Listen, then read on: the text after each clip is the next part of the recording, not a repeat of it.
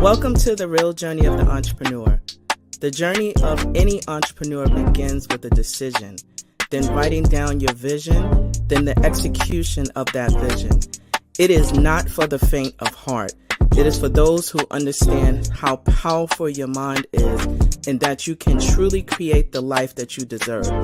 It does require a unique formula that includes belief in yourself, a lot of consistency, connecting with an OG, a lot of tears, missing out on a few events and things, and taking a whole lot of risks that will allow you to see your vision and dream come to pass. This journey of the entrepreneur is from the perspective of a wonderful mother, a business owner, whose goal is to break generational barriers and normalize the process of wealth building and financial wellness through entrepreneurship, all while creating a social and give back along the way. I am sharing this journey with you and invite you to share this process with me. Let's do this together. It's my own, but you have to feel comfortable to own it. Yeah, absolutely. Right? I will always support you. Thank you.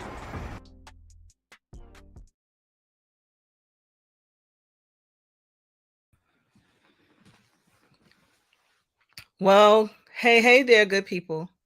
I am super excited that you chose to join us today for another episode of the real journey of the entrepreneurship. So you may be wondering, who does Anita have for today? Well, I'm going to share that I really appreciate this opportunity to be able to share this space with courageous entrepreneurs, whether they are in this space full time, quarter time, part time, but have the idea and dreams and goals to be able to create something special as in alignment with their purpose here on earth. The real journey of entrepreneurship, I always say, isn't for the faint of heart. It does require a few things in order for you to have the success that you desire. And when I indicate the success that you desire, because you are creating the space, the dreams, the impact that you want to see in this world. And it's really your decision to create your idea of success. And my next guest today is no different. Being able to share love through phenomenal treats. So I had a opportunity to meet my next guest as a result of me participating in an in-store event. And while I was at this event, there was treats. And if you've watched the show or listened to the show, you know I love some good old dessert. Excellent dessert that's full of love. And you can always tell when desserts are made with love because it has a certain kind of texture, a certain type of smell, and it's really good, at least to me, for my belly. But you do not need to know what type of baking skills that I have. Yes, I do know how to bake, but it's not as a profession. So, without further ado, I want to say that I have the best seat in the house. And I want to welcome to the table Miss Jacquel. Hello. Hello. How are you? Good. How are you? Good, thank you. So, I am going to take a step back Okay. and allow you to thoroughly introduce yourself, introduce your business, and talk about who you are in this space. So my name is Jacquel. I got started during the pandemic. I have lupus. So I have dealt with lupus since I was 13. So I needed something that was going to help me navigate my journey. I'm a crafter. I've been doing crafts for so long. I wanted something different. So I'm like, you know what? Let's start baking. Why not? You do everything else. Let's try this. So I tried it. I loved it. My family enjoyed it. So I kept it going. I work for Tory Burch full time. So I do this part time. It's a hobby. It's something I do like to do. Can I make it my full time job? Absolutely. I would love to do that one day. Wow. Okay. Okay. So You started, you decided that you wanted to add as a part of your list of things to do during the Mhm. pandemic, baking. Yes. Okay. Do tell.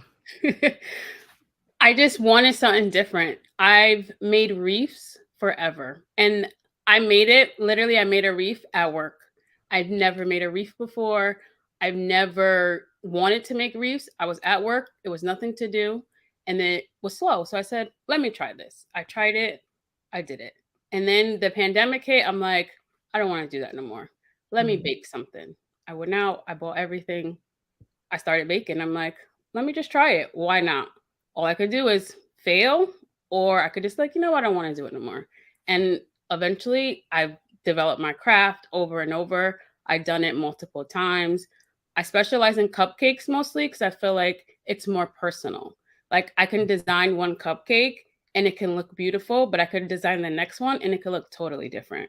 So I feel like it could speak to just you. Like, I love those colors. Like, I want that one. So that's why I like to do it. And I feel like as I progress, I just keep mentoring my craft over and over. So now you mentioned, if you don't mind me touching on it, you do mention that you have lupus. Like, Yes. how does that impact, um, you know, your healing process? Mhm. What does that look for you? Does baking help or not? Would you mind Yes. So elaborating? it does help. I am the type that has to keep moving. So with doing this, it keeps me on my toes. It keeps me motivated. It keeps me up and going to do it. Lupus is unpredictable. So you can have a good day, you can have a bad day. But I say in my mind, I'm gonna make every day a good day. So if I can get up and I can bake 12 cupcakes or even 6 cupcakes, I know that I'm ahead of the game and I'm making sure Lupus is behind me, and Mm, this is something I'm putting my foot forward to do to keep going. I appreciate you sharing that, because Oh, oftentimes when we are in this space of making a decision to use our hands, our gifts and talents, there are other layers that impact us as humans. Like we're you know I like to say we are multi-dimensional as it in terms of who we are. We're not just, it's always a comma and when it comes to our full lives. So I really appreciate you sharing that. And so some you know thoughts behind your cupcakes. mhm. um, why cupcakes? You did mention, them being individual, you can, but why not cakes? Now I'm curious. I like cakes. I feel like cakes is more like you have to do so much detail to a cake. Like a lot of people say, "Oh, can you make a wedding cake?" I'm not at that stage yet in my path. I feel like a wedding cake is you have to have the perfect, the flawless. I am a person that needs to have perfection. Even when I look at stuff online or something, I'm like, "Oh, there's a dent there. Oh, there's a this there." So I wouldn't want someone to critique my stuff that way. So that's why I don't do as many cakes. I do cakes sometimes when people do ask. I've made a couple. I did post them on Instagram. I like a naked cake better because it's simple. All you can do is add some flour, some macaroons, something that's going to jazz it up and it's going to bring it all together. So in terms of your specialty, right? Because for those who, I'm going to share your Instagram page. Mhm. I had an opportunity on two occasions to taste your creations. And the first time was at in the store, but then it was most recently at a outdoor event, outdoor soiree. And I have to tell you, both times, it's still, the consistency, I don't particularly like dry cakes, so my my I have, like, a particular type of thing that, and it wasn't, like, soggy, it was really good. So Thank in you. terms of, like, design, like, so the ones that were there, if I remember, I don't remember the actual, um, cake flavor, Mhm. but it was you had like some it was designed in like pink, and one was blue, one was like, white with some other stuff. How do you come up with like the design for, the creations that through the cupcakes? So for that event, I really didn't know what to do. I'm like, I asked my mom, I asked my coworkers, I asked everyone, like, what do you bring to a soiree? They're Mhm. like, I don't know, I've never been. So I'm like, you know what? Let me figure this out. So I'm like, you know what? What catches people's eye more is color. So I'm Mhm. like, you know what? I'm going to do 3 different colors. So that's why they were all colorful and all of them were different in their own special way. So I'm like, I'm going to do 2 dark colors, 2 light colors, and then I'm going to throw a pop of different color in between. So Mhm. that's what made me do the different colors. So each event is all different. So sometimes I work with my cousin and she'll say to me, I need you to do pink, gold, and black. So I have to do those colors because that's what the event calls for. So for that event, it was I can pick my own, I could do what I want. So I was able to be creative and just do a bunch of colors because I know once people see color, they're going to draw to the table because everyone eats with their eyes first. Mm. That's very true. So you mentioned that you're doing this as a hobby. Are you looking to transition this into a full-time business? If I can, I would love to. Awesome. Um, and so what are the next steps, or the next steps that on your pathway for this? Just getting my name out there, doing more events like the soiree was awesome. I met a bunch of awesome women, made a lot of connections. So I just need to keep putting myself out there, which I don't do enough, and I should do. So I need to go to like my local beauty salons and my local vendor events and see how can I sign up to be a vendor on the weekends or days I have off so that I can do these events. Yeah, that's it's you have a very um very a good it's a good product. And so hopefully, as you continue to map out, some of the things that you want to do in terms of deepening your specialty, that you will be able to connect with other businesses, events, and venues, as you mentioned. And so what do you want to do in terms of, the hobby and your full-time work? Because right now you did mention that you do work full-time. How do you manage that? So my full-time job, I work 7 to 4. So I get out of work at a decent time to still be able to come home and do cupcakes or a cake if I needed to, mostly cupcakes because it's quicker and I can do it in advance. Mm. So usually when people do ask me to do stuff, I have a time frame like, hey, just give me time because I still have to make the batter. I have to make the frosting. I have to decorate all the frosting. So sometimes if it's a certain color or something like that, the frosting needs to sit for a little while because it needs to get darker so that color could speak out in the actual cupcakes or cake. And so now I'm curious. So do you often use buttercream for your frosting? I do. So I use 2 different types. So I use an American buttercream and I use an easy buttercream recipe. So there's 2 different ones. One is just made with butter and powdered sugar only. The other one is made with egg whites, powdered sugar, and butter. So it all depends on what kind of cupcake I'm making at that time to do the different flavors. And I recently just did another recipe for buttercream, which was just condensed milk and butter only. Mm. I have me pull out my um, So the one you tasted at the event was just the condensed milk and buttercream for when we were at the Tory Burch event. So oh, that one was that when that was brand new. It was my first time doing it. It was just something I'm like, you know what? Let me try it. So I okay. tried it and it was a success. Yeah. I mean, I can remember, I knew it was a buttercream, but I didn't know that it was that Yes. deep in terms of your choices. I learned something new. You have types of buttercream. Who knew? Hmm. So, in terms of, just um, honing on your craft, how so for average, you work and then you have an order.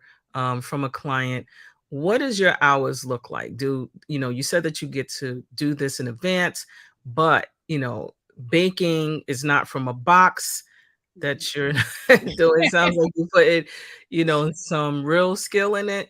Yeah. What is the average time that you will have to spend on, either based off an order or just based off of wanting to create and perfect your craft?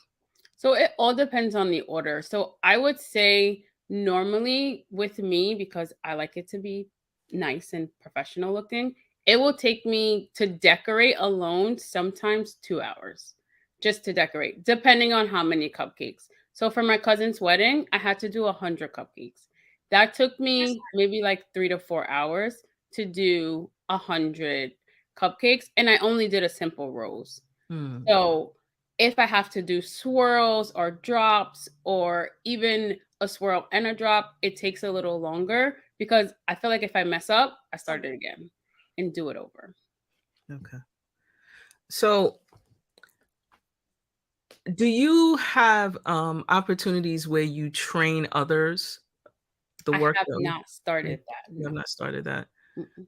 But I'm curious, because that sounds like a good idea to be able to have, in addition to those things that you are, that clients are placing orders for, that perhaps some sort of training for those who want to get into the space that you're in terms of baking cupcakes. Mhm. So, were there any startup costs for your business that you could describe? Yes. So I had to go out and buy a KitchenAid. I don't know why. I could have used a regular blender, but I felt like every baker had a KitchenAid. So I'm like, you know what? I'm gonna invest in me. So I went out and bought a KitchenAid and I did go out and buy like pans and tins. And so roughly about like $1,500 I spent Mm, to actually get started. Could I have spent less? Absolutely. Could I have just used the regular hand mixer I had in my house? I could have. But I felt like I wanted to be like extra bougie and extra professional. So I went out and bought a KitchenAid to help me get started. And I would not trade it for the world. That is the best device I've ever spent my money on. Now I would love a second one. So I tell my mm, family all the time, anything you want to get me for Christmas or my birthday, you can get me another KitchenAid. mm. Yeah, I saw one in a yeah, I have the handheld one that I use. But I remember my grandmother had not a KitchenAid, but like I actually still have her baking bowls. Um, there was like this. It wasn't a KitchenAid, but it was like the one where it's similar in Mhm. design where you have to put the bowl on the thing to Stand. stand. Yeah.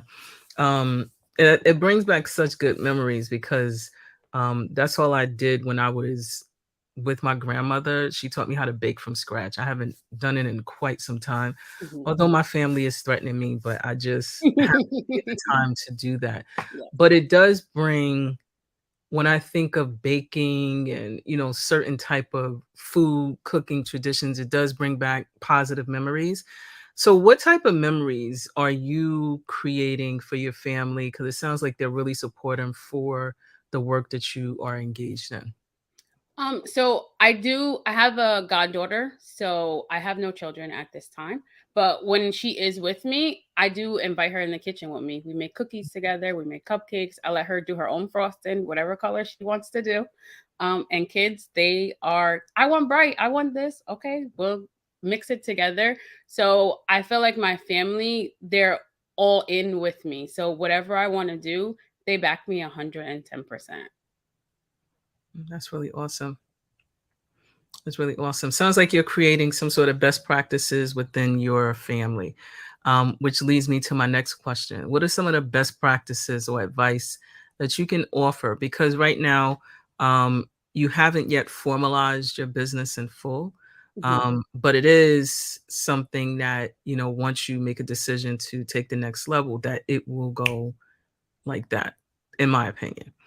Um, but what are your next steps? My next steps is to really get out there. I would love to have orders every day if I could. If I can make cupcakes or even a cake all the time for different businesses for different events, I would love to do that.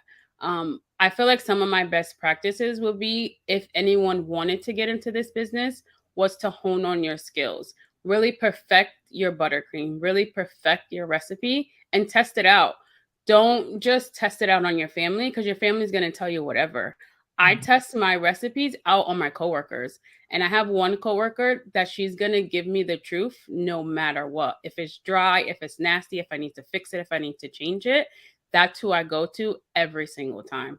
So don't be afraid of having criticism, because that's what's going to help you and help you grow every single time. So even at the event, I ask people like, "Hey, how is it?" They're like, "Oh, I don't want to say." I'm like, "People don't like criticism." I'm like, "I do." Because if you don't give me the criticism, how am I going to fix it for the next time I see you? To be like, you know what? I took your idea and I fixed it. I changed it for you. That's great advice. That's really, really great advice about the idea of receiving feedback. Um, it's like the best way to grow your business, Mhm. the best way to improve of your overall self. If you're willing to listen, you Yes. don't have to, you don't have Of to. course, and some people aren't, and I am. So, I feel like that's the only way I can grow, if I do take the criticism. If someone be like, "You know what? That was a little dry." I'm like, "Okay, so maybe I need to add a little bit more butter, or take a little bit more flour away, or something to that recipe so that it can have moisture." I don't like dry cake. Even when I go other places, I criticize that, but, "Oh, this was a little dry. I don't really care for that. They could add a little bit more butter." I don't want people to say that about my desserts. So I make sure I give the best quality that I can. So if I don't get that feedback, then I won't know. I'll be like, "Oh, this is a great recipe. Everyone loved it." But if they're not telling me like, "Oh, that was a little dry, Kel," like, I wouldn't know to actually fix it or change it. Hmm, that's pretty amazing. So we are coming up to the end of our questions. Told you it was going to go quick. It did.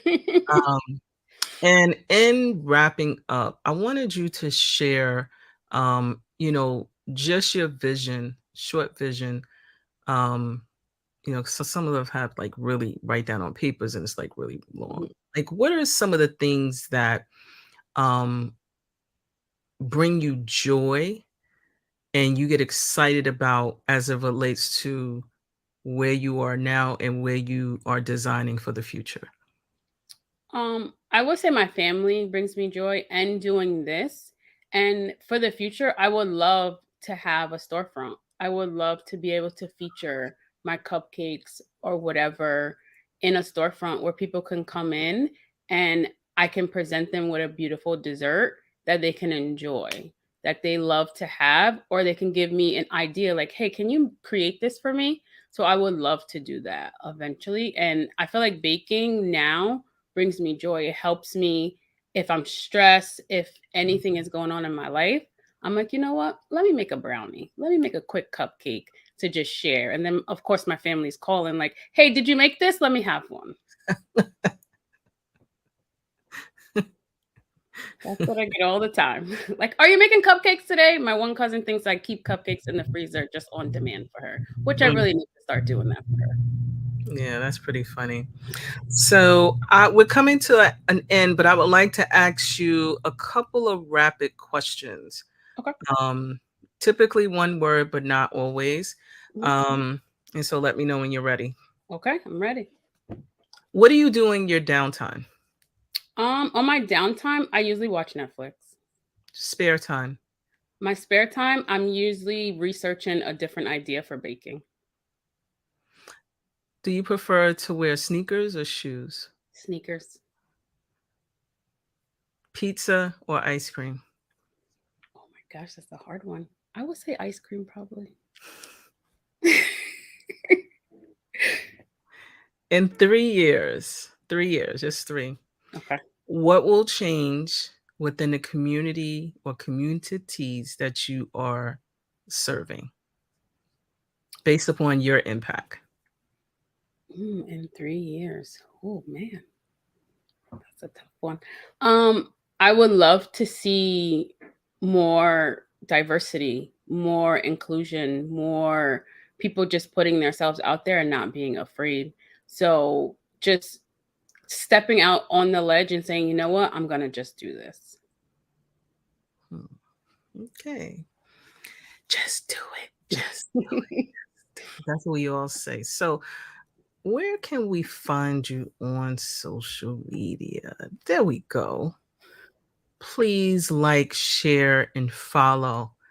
It is all there. If you need baked goods, please email or call or text. Be respectful, people, because when you see the cupcakes on our Instagram page, you are going to it's a thing to do. It's very beautiful, but they also taste really well.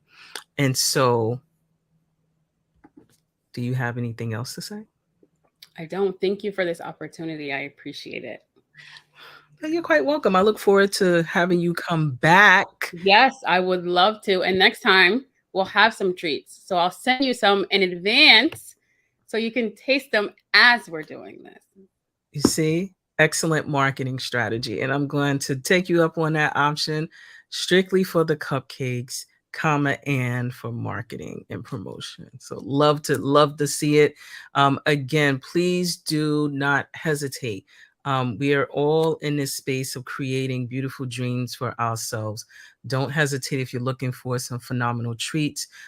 Check out Instagram for Hire for Baked Goods. You can also email or also call. The information is scrolling, but it's 845-576-2329, and also on Instagram at Jonesy_Creations on Instagram. You will not regret it. So, Jacquel, thank you so much. Thank you so much for having me. I appreciate it. I look forward to having you join us again. Take good care. You too. Bye.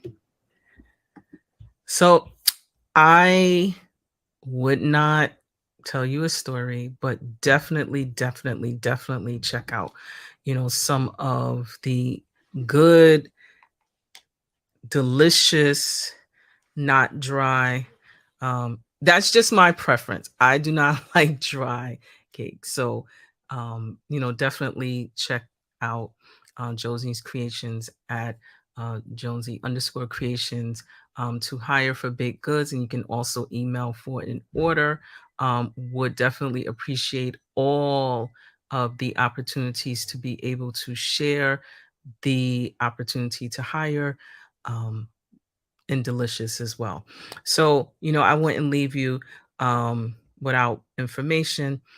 Just wanted to also share that if you're interested in being featured, we do have opportunities to be featured, to be interviewed. I love learning from other small business owners.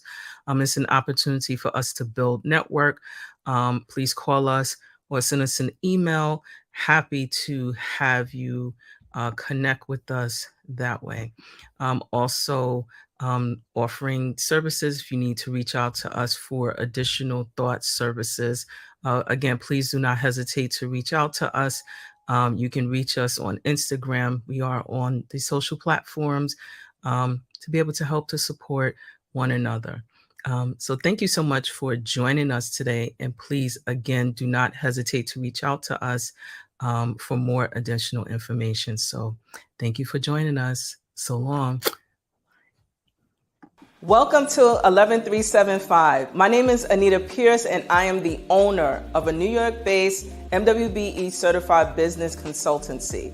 We focus on business education for startups, and we also connect mid-sized companies, corporations, community-based organizations, and government agencies to foster affordable solutions that will allow your business to flourish.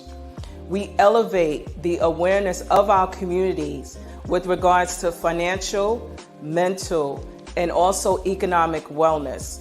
Some of our services include project management, training and facilitation, stakeholder engagement, and also advocacy within the business community. If you're interested in some of our services or all of them, please do not hesitate to reach out to us. We're on all of the social platforms at 11375, or you can check us out at our website at 11375.com. We look forward to supporting you and your business goals. This week I have been dealing with the role that I play as a leader, manager, business owner. And something that came up frequently, specifically this week, deals with the fact of how we treat the people that partner or choose to work with our business. And every day there is always a choice to uplift or a choice to bring down. And that choice is daily. Do I minimize the people that are helping to grow my vision, my dream, or do I provide a space where we are growing and developing together? It's not easy. Every day is a choice.